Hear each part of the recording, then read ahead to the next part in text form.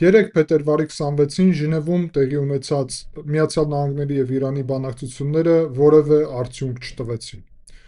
Եվ Դոնալդ Թրամփը օրերս Միացյալ Նահանգներում իր ելույթի ժամանակ կոնգրեսում հայտարարեց, որ Իրանը չի կարող ապահովել այն պահանջները, որը Միացյալ Նահանգները ներկայացրել են, իսկ Միացյալ Նահանգները օրերս այդ թվում այդ կոնկրետ բանակցությունների ժամանակ շատ կարևոր մի շարք կոնկրետ պահանջներ են ներկայացրել, եթե Իրանը չապահովի այդ պահանջների կատարումը, ապա Միացյալ Նահանգները պլանավորում են ռազմական գործողություններ։ Բացի դրանից, տարածաշրջանում տեղի է ունենում հսկայական փոփոխություններ եւ ուղարկում են դեպի տարածաշրջան ել ավելի շատ զինուշ։ Դուք կարող եք հարցնել, բայց որքան շատ, որովհետեւ վերջի անգամ երբ այս թեմայի մասին խոսում էինք, քանակը շատ մեծ էր, ապա կարելի է ասել, որ աննախադեպ եւս աճել է քանակը։ Տարածաշրջանը եկե առաջի հերթին եւ դա արդեն հաստատված է, դա արդեն փաստ է, ուրեմն Ջերալդ Ֆորդը, ավիակիրը, աշխարհում ամենահզոր, որը Վենեսուելայում հատուկ այդ գործողությունների մեջ էր ներգրաված եւ արդեն Հունաստանում է, նույնիսկ արդեն Կիպրոսում է։ Երեք Հունաստանում էր, ավարտեց իր շինարարական այդտեղ գործարարություն կար, խնդիր ուներ մի փոքր տեխնիկական եւ դրանից հետո արդեն Կիպրոսում է։ Եվ ամեն ինչ պատրաստ է հարձակման համար։ Միացյալ Նահանգների ուժերը պատմական աննախադեպ են։ Սա ավելի շատ ուժ է, քան եղել է իր ժամանակ Սադամ Հուսեյնի դեմ Իրաքում գործողությունների ժամանակ։ Ջերալդ Ֆորդը ամբողջությամբ պատրաստ է գործելու եւ գործելու է արևելյան միջերկրական ծովի հատվածից, պաշտպանելով Իսրայելի օդը եւ հարվածներ հասցնելով նաեւ Իրանին։ Բացի դրանից, Աբրահամ Լինկոլնը իհարկե մնում է այնտեղ, որտեղ որ վերջի անգամ մենք ձեր հետ քննարկել ենք, Արաբական ծովում եւ պատրաստ է նաեւ ռազմական գործողությունների համար։ Ջերալդ Ֆորդի կազմում 5000 զինծառայող է եւ ընդհանուր առումով խոսք է գնում, որ տարածաշրջանում մոբիլիզացված են տասնյակ հազարավոր Միացյալ Նահանգների զորքեր։ Աբրահամ Լինկոլնում էլ նաեւ մոտավորապես 5000 զինծառայող։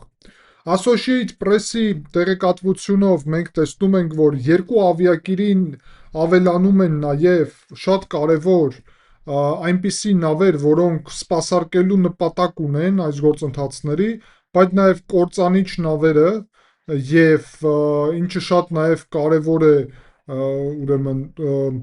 տարբեր աջակցության նավերը, Սյուզա նավերը, ուրեմն ականակիրներ, այդպիսի ձևաչափի նավերը, որոնք նաեւ ունեն իր շարքում ընդհանուր առումով տարածաշրջանում F-35-ներ վերջի սերնդի, 5-րդ սերնդի կործանիչ ինքնաթիռեր, F-22-ներ է բերվել տարածաշրջան, դա 5-րդ սերնդի նաեւ կործանիչ այդպիսի շատ զարգացած, բայց մի փոքր ավելի շուտ է ձևավորված, քան եւ ստեղծված, քան F-35-ը, բայց շատ թանկ է իրականում F-22-ը, F-15-ներ, F-16-ներ, շատ մեծ քանակի։ Միացյալ Նահանգները պատրաստվում են մոտավորապես 1 ամիս առնվազն հարվածներ հասցնել Իրանի վրա։ Եվ տարածաշրջան ուղարկվել են նաեւ տարբեր բրիտանական զորքեր,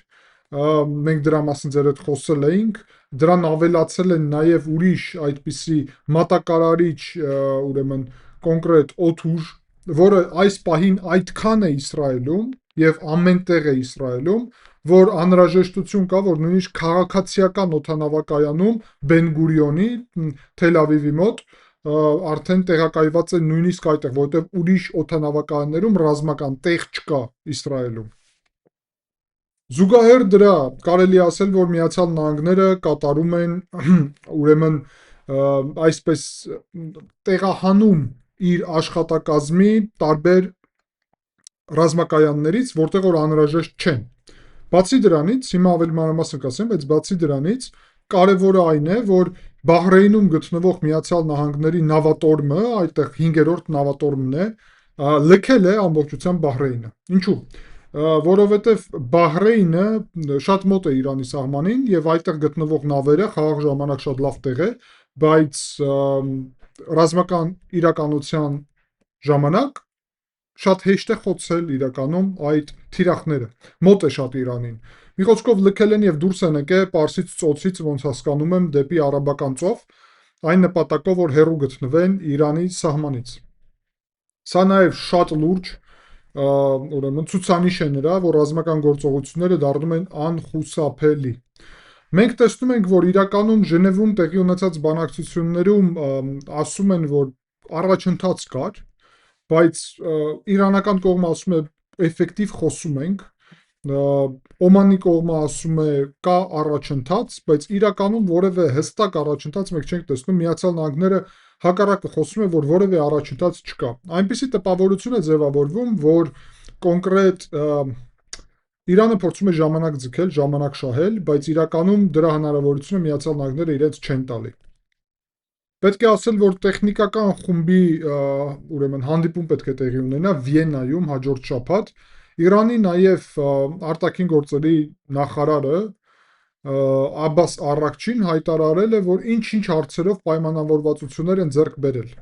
բայց կարելի ասել, որ դա փաստացի այդպես չէ։ Տեսեք, Միացյալ Նահանգների պահանջները հետևյալն են, կոնկրետ պահանջների ցուցակը Միացյալ Նահանգները ներկայացրել է, կատարում եք պատերազմ չի լինի, չեք կատարում պատերազմ կլինի, եւ այդ ցուցակը ներառում է կոնկրետ մի քանի կետ։ Առաջինը՝ միջուկային ծրագիրը ամբողջությամբ ավարտել, ոչնչացնել բոլոր միջուկային ծրագրին պատկանող օբյեկտները, վայրերը, ենթակառուցվածքը, փոխանցել Միացյալ Նահանգներին հարստացված ուրանը, որը ունի մոտավորապես 400 կիլոգրամ եւ վերջի ժամերի տեղեկատվությունն է, որ Իսպահանում է գտնվում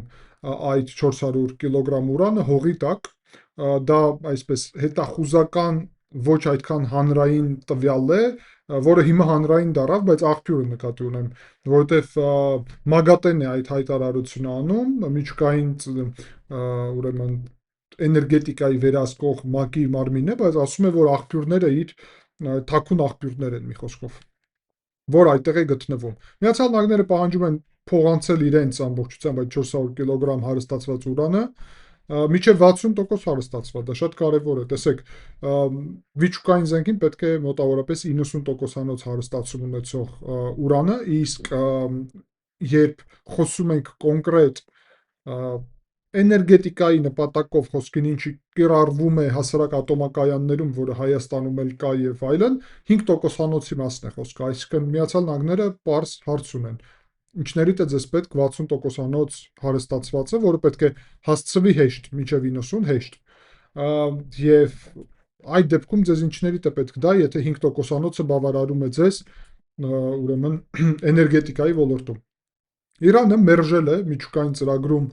փակել ամբողջությամբ այդ օբյեկտները, ասել է, որ իրավունք ունի խաղաղ ծրագրի համար օգտագործել։ Դե Իսրայելն էր եւ Միացյալ Նահանգները ու Իսրայելը այստեղ հարց ունեն, բայց չի համապատասխանում սա խաղաղ ծրագրին։ Չնայած նրա Իրանն ասում է, որ ուղղակի մեզ պետք է հավատաք, որ մենք խաղաղ ծրագիր ենք իրականացնելու։ Իհարկե որևէ մեկը չի պատրաստվում հավատալ Իրանին եւ կարող եմ ասեմ, որ այս բանակցությունները տապալվեց եւ դրանից հետո սկսվեց մի շարք հիմա կարևոր զարգացումներ։ Առաջին հերթին Միացյալ Նահանգները սկսել է ուրեմն հանել իր աշխատող կազմին, տարհանել, այսպես ասեմ, Իսրայելից ուշադրություն, Իսրայելից։ Այդ թվում իր դիվանագիտական ծառայությունը, սա աննախադեպ է Իսրայելից,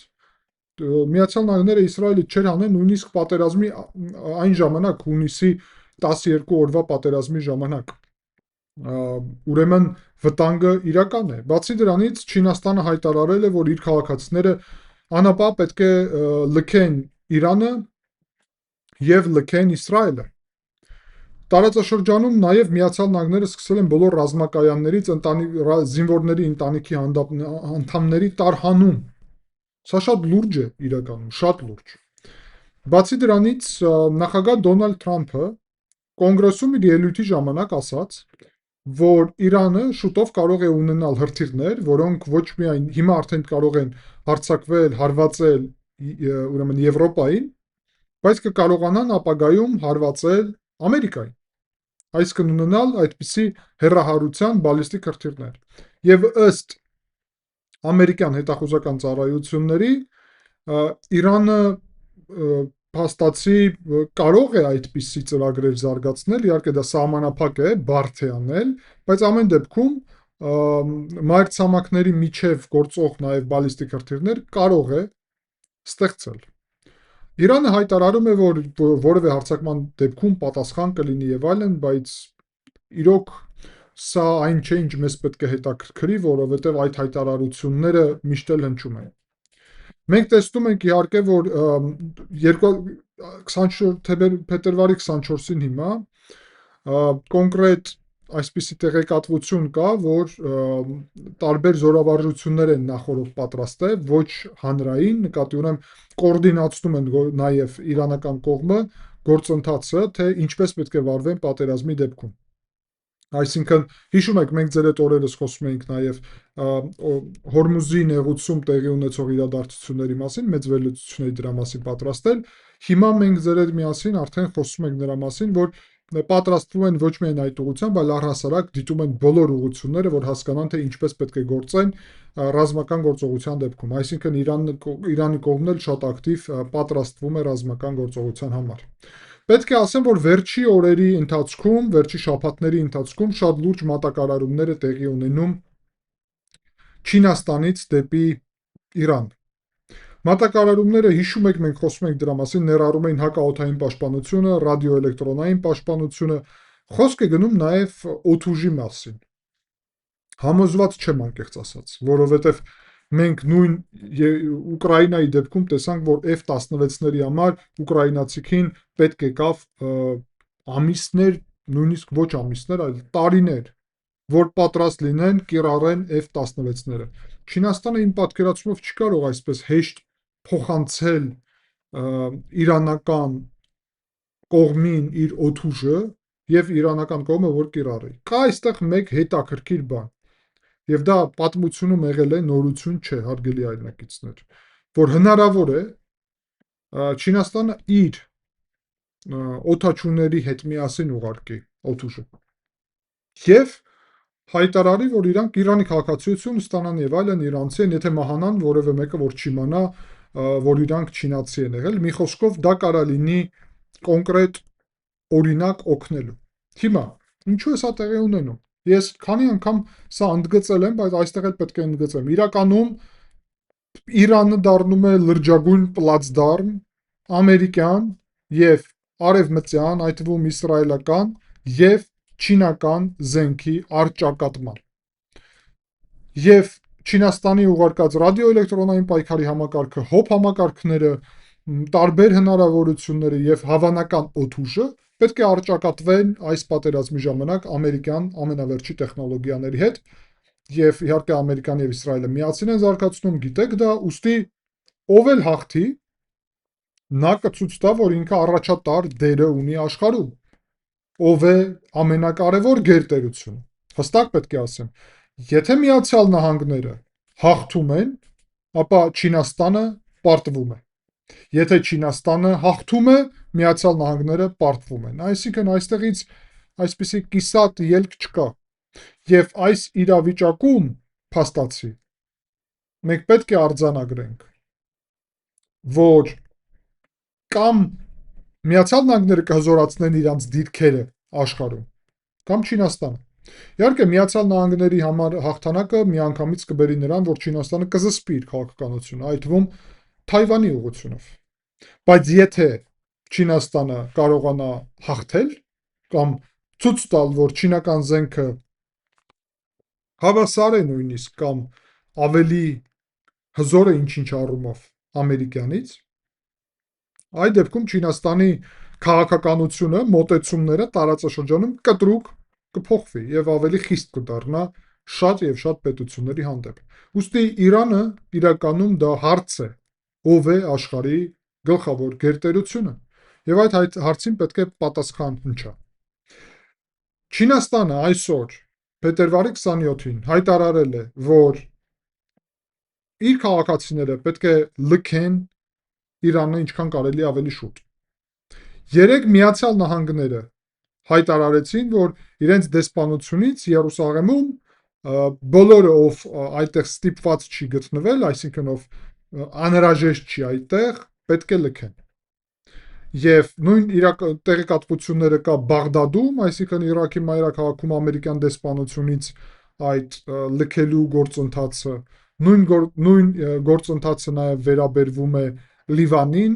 Լիբանանին, այսինքն եւ մի շարք ուրիշ նաև տարածաշրջանային պետություններին։ Ասեմ ձեզ, որ մի շարք ուրիշ պետություններ էլ, այդ թվում Ֆինլանդիան, Ավստրալիան, Սերբիան, Լեհաստանը, Շվեդիան, Հնդկաստանը, Կիպրոսը, Սինգապուրը, Գերմանիան, Բրազիլիան եւ ուրիշները բոլորը հայտարարել են, որ իրենց դեսպանությունները փակում են, այնտեղից դուրս են գալի։ Պետք է նաև ասել, որ այստեղ սահմանափակ են հիմա թռիչքները։ Կարևոր Qatar Airways-ը հայտարարել է, որ նաև սահմանափակում է իր թռիչքները դեպի Իրան մինչև հունիս ամիս, ուշադրություն, հունիս, այսինքն մոտավորապես մի քանի ամսով, մարտ, ապրիլ, մայիս, 3 ամսով կարելի ասել, մոտավորապես։ Այսինքն մոտակա 3 ամսվա ընթացքում սպասվում է այստեղ ռազմական գործողություններ։ Վերլուծաբանները սպասում են, որ առնվազն 1 ամիս կտևի ռազմական գործողությունները, կարող է նաև տևի էլ ավելի շատ։ Եվ պետք է ասեմ ձեզ նաև, որ փետրվարի 21-ին, 22-ին Իրանում ցույցերը վերսկսվել են, այդ թվում Թեհրանի,